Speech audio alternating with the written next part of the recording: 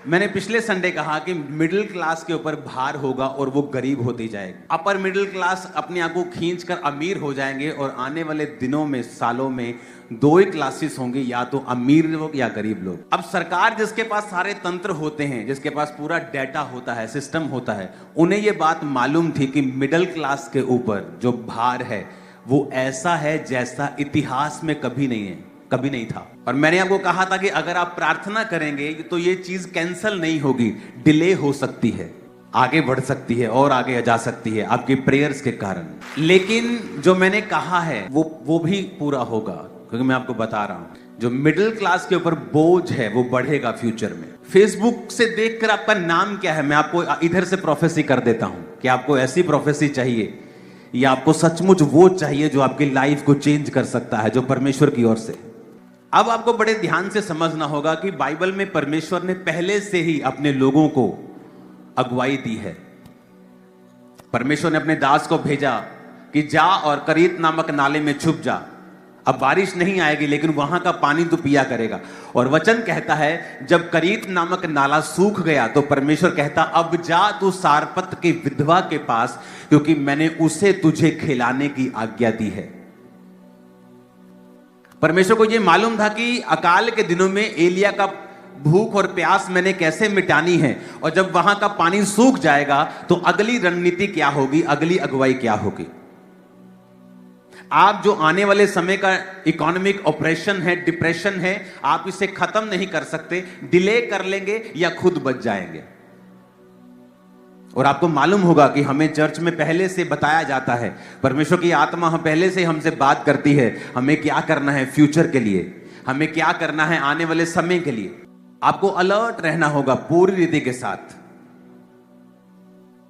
आपके बच्चे कहां पढ़ते हैं, आपके बच्चों के दोस्त सहेलियां कौन हैं, वो क्या बात करते हैं, आपके स्कूल कैसा है, टीचर्स कैसे हैं। आपको आने वाले समय में जो शैतान लेके आ रहा है, अगर आप उसको खत्म करना चाहते हैं, आपको टू मच अलर्ट रहना पड़ेगा जो परमेश्वर ने आपको दिया है।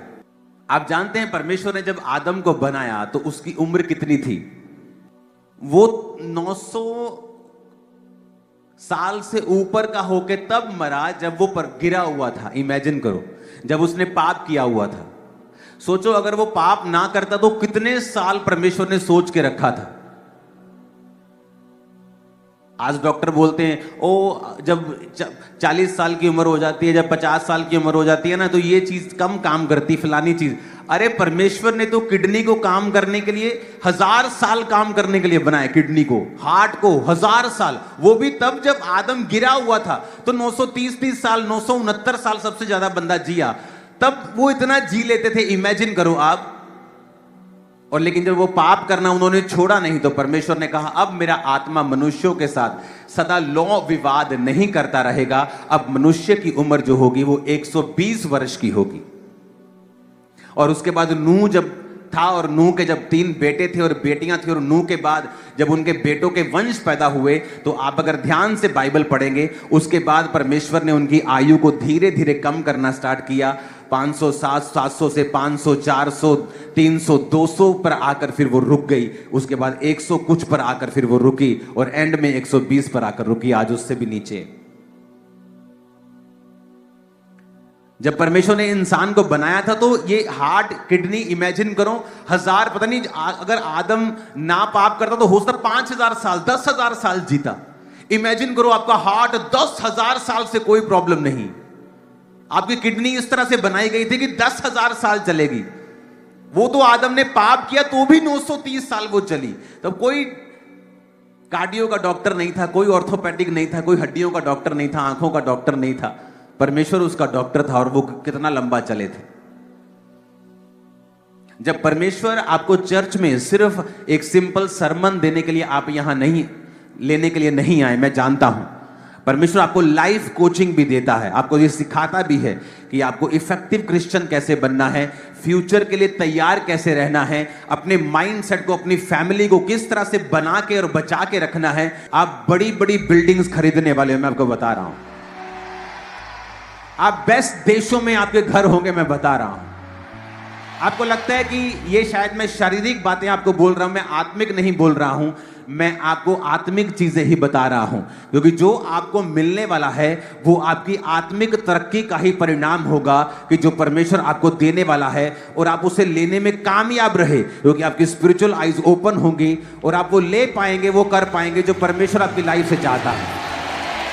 हालेलुया। आपको बस ये ध्यान रखना है कि हमें क्या बताया जा रहा है, जो हमें बताया जा रहा है क्या हम उसे फॉलो कर रहे हैं। अगर मैंने आपको बोला है कि आपको इकोनॉमी के लिए प्रार्थना करनी है, जब आप प्रार्थना कर रहे हैं, आपको क्या लगता है 2 वीडियो से सरकार चेंज हो जाती? सरकार तो आंदोलनों से भी अपना दिमाग कई बार चेंज नहीं करती, आपको तो मालूम है। कितने कितने प्रोटेस्ट लोग मर जाते हैं, वो अपना दिमाग चेंज नहीं करती अगर वो अपनी आई पे आए। लेकिन जब आप प्रेयर्स करते हैं तो परमेश्वर उनके दिमाग को चेंज करता है। प्रार्थना इस दुनिया का सबसे पावरफुल हथियार है। परमाणु बम से भी कई लाख गुना ये खतरनाक है। हमें लगता है ये इत्तेफाक है, ये इत्तेफाक नहीं है।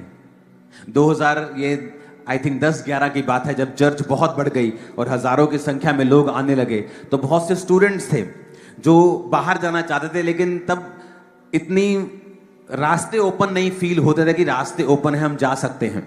जब प्रार्थना करनी शुरू की गई, आप इमेजिन नहीं करेंगे, चर्च में से हजारों, सिर्फ चर्च की बात कर रहा हूं, हजारों स्टूडेंट्स फॉरेन गए। आज वही स्टूडेंट्स चर्च की ब्रांचेस संभाल रहे हैं बाहर। और जब प्रार्थना करनी शुरू की, उन्होंने बताया कि सरकार ने रूल्स चेंज कर दिए थे, अलाउ आसान कर दिए थे, और वो आसानी के साथ निकल गए, जबकि उनके पास कोई पैसा भी नहीं था इतना। आपको लगता है कि इत्तेफाक है? इत्तेफाक नहीं। हमने देखा है प्रार्थना के बाद सरकारों के दिमाग चेंज होते हुए, प्रार्थना के बाद रास्ते खुलते हुए, प्रार्थना के बाद फेवर आते हुए। आमीन। आपको यह बात बड़े ध्यान से समझनी है कि जो चर्च में बताया जा रहा है, मुझे एग्जैक्टली सुनना है और उसे फॉलो करना है। आने वाले समय में जो इकोनॉमिक प्रॉब्लम्स होंगी, उन्हें आप डिनाई नहीं कर सकते। प्रार्थना के बाद भी लोगों पर वो होंगी, मैं फिर कह रहा हूं। लेकिन उन्हें उनसे बचा कैसे जा सकता है? आने वाले समय में कौन बचेगा? जिसका पैसा बैंक में होगा वो नहीं, मैं फिर कह रहा हूं, वो बचेगा। बात है, जो लोग नहीं जानते वो ऐसी ही बात करेंगे। हमारे परमेश्वर ने हमें शिक्षा दी है कि हमें शांत रहना है, किसी भी हालत में, किसी भी मुश्किलों में हमें अपना क्रोध जाहिर नहीं करना है, क्योंकि जब हम क्रोध कर देंगे तो हमारे साथ बहुत कुछ बुरा हो सकता है। परमेश्वर ने हमें शांति का परमेश्वर दिया है, क्योंकि हम लोग जब प्रार्थना सभाएं लगाते हैं, जब प्रार्थनाओं में जाते हैं, वहां पे हमें गुप्तों में जाके प्रार्थना करनी पड़ रही है। उसका मुख्य कारण क्या है, इस पे हमें गौर करना है। और क्यों ऐसा हो रहा है? क्योंकि हमारा परमेश्वर कोई ऐसा परमेश्वर नहीं है जिसे हम बोलने में शर्माएं। हमारा परमेश्वर ऐसा परमेश्वर नहीं है कि उसके कोई दाग है जिसे हम छुपा रहे हैं। हमारा परमेश्वर कोई ऐसा नहीं है जो कुछ अनर्थ कर कर रखा हुआ है कि हम उस वजह से आज गुप्त स्थानों में जाके प्रार्थना करते हैं। हमें प्रार्थना करनी है, हम दिल खोल के सबके लिए प्रार्थना कर सकते हैं। जब हम इस चीज को अपने अंदर डाल देंगे कि अपने पड़ोसी को बताते हुए हमें झिझक ना हो, हमें कोई खौफ ना हो। जब हम बंद कमरे में किसी चीज को करते हैं तो लोगों की शंका जाहिर होती है। हमें परमेश्वर की बातों को सुनना तो है, परंतु उसे बयां करना भी आना चाहिए। हमें क्लियर बताना आना चाहिए कि हम क्या करते हैं, कैसे करते हैं और क्यों करते हैं। हम किसके आदेश से करते हैं और किसके लिए करते हैं, और इससे हमारा क्या फायदा है। जो लोगों को ये लगता है कि जहां पर चर्च बन जाती है, जहां पर जो 4 लोग प्रार्थना करने लग जाते हैं, वहां पर धर्म परिवर्तन होना शुरू हो जाता है। इन्हें इस चीज का खौफ इसलिए क्योंकि ये लोग खुद अभी तक अपने आप को क्लियर नहीं कर पा रहे कि ये लोग हैं क्या। क्योंकि जो धर्मांतरण की बात करते हैं ये इन्हीं के बीच में से है। मैं आपको आज मैं बताता हूँ इसका मुख्य जड़ क्या होता है कि जब हम चर्चेस में प्रार्थना करते हैं, वो अधकच्चे ज्ञान लेकर हमारे पास से चले जाते हैं, और जो लोग परमेश्वर को नहीं जानते वो जाके बाहर ये बता देते हैं कि हमें ये बोला गया कि हमें मूर्ति पूजा नहीं करनी है, हमें किसी के आगे दंडवत नहीं करना है, हमें इससे बात नहीं करनी है, हमें बुराई में नहीं जाना है। तो ये सब चीजों के उल्टा ही अर्थ लेकर वो लोग चले जाते हैं। तो मेरे भाई बहनों, मैं आपसे रिक्वेस्ट करूंगा कि इस समय में जो भी फादर हैं, चर्च है, पासवान है, जो लोग चर्च चला रहे हैं, उन्हें बेखौफ चर्च चलाने का अधिकार है। सरकार भी उन्हें रोक नहीं सकती, किसी भी तरह का उन्हें कोई प्रकोप उनके ऊपर कोई असर नहीं कर सकता, और वो ये खुद भी जानते हैं कि इस चीज का कोई असर नहीं होगा।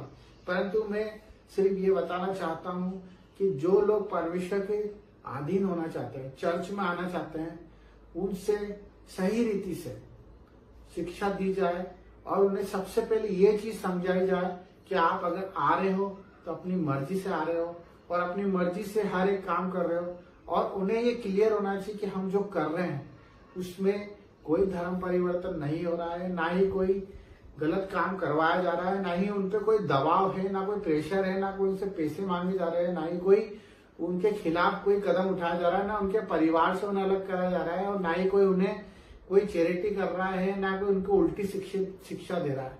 हमें कड़क स्वभाव में आके ये काम करना पड़ेगा, क्योंकि बहुत से ऐसे लोग हैं जो सिर्फ अपने फायदे के लिए चर्च में आते हैं, प्रार्थना सभाओं में जुड़ते हैं कि हमारा कल्याण हो जाए, हमारा फायदा हो जाए, और उस फायदे के चक्कर में जब उनका फायदा नहीं होता है तो वो उसको नया मोड़ देकर एक गलत धारणा पैदा कर देते हैं।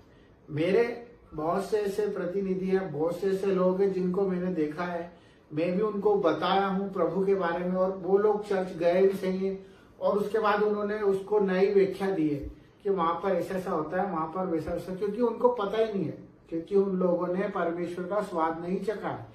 मैं आप सबसे निवेदन करना चाहता हूँ, प्रार्थना करना चाहता हूँ कि आप लोग थोड़ा सा कड़क स्वभाव में आ जाएं, क्योंकि इन्हें लगता है कि परमेश्वर ने हमें सिर्फ शांत स्वभाव दिया, सहन करने की ताकत दी है और हमें सिर्फ चुप रहने का आदेश दिया। ऐसा नहीं है। हमें सच के लिए प्रभु ने बोलने के लिए कहा है कि हम सच बोलने से ना घबराएं। हमें अच्छे लोगों की संगति में रहना है। हमारा परमेश्वर कहता है कि हमें ज्यादा लोगों से कोई मतलब नहीं है। हमें सिर्फ एक आत्मा जो परमेश्वर को जान पाए, हम उस तक पहुंच पाए। तो हमें ना ही कोई ऐसा कदम उठाना है जिससे हमारे परमेश्वर की बुराई हो, और ना ही कोई ऐसे चर्चों में, स्कूलों में जो वाद विवाद होते हैं उससे हमें नजरअंदाज करना है। हमें बाकायदा उस पर अपनी प्रतिक्रिया देनी है, उससे क्लियर करना है, जस्टिफाई करना है, क्योंकि ये आपके साथ भी हो रहा है। आपको भी पता है कि आज आप जहाँ जहाँ प्रार्थना सभा करते हैं वहां पे उससे एक अलग ही नाम दे दिया जाता है कि वहां पर कुछ गलत शिक्षा दी जा रही है। तो इस चीज के ऊपर गौर करें। सभी से निवेदन है, अपने भाइयों से, अपने प्रार्थना करने वालों से और सभी प्रेमी जीवों से कि अपनी प्रभु की आत्मा को प्रबल करें और चोड़ में प्रभु का बात रखें। किसी से डरने की कोई जरूरत नहीं है। जब हम गुप्त स्थानों में प्रार्थना करेंगे तो लोगों को शंका पैदा होगी। हम क्लियरिटी से बाहर आके चोड़ में प्रार्थना करना चालू करें। ये मेरी आत्मा कहती है।